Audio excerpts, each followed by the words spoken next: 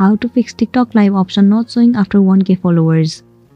So the very first thing you want to do is to head over to your application TikTok and make sure you are logged into your specific account.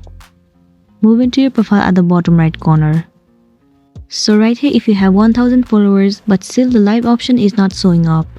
In this case, first of all, what you want to do is take the screenshot of this page and then click on this 3 horizontal line at the top right corner and then move into settings and privacy.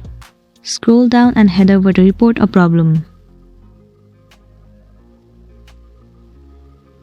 Once again, scroll all the way down and click on submit a report.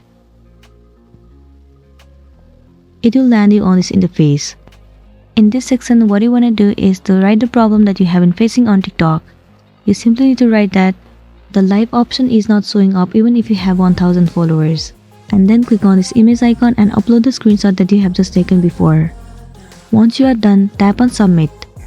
Once the report has been submitted, within 24 hours, the TikTok support will definitely come up with some solution for you.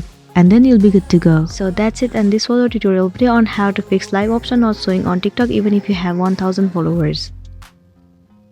I really hope this video is going to be helpful for you. Thank you for watching it till the end.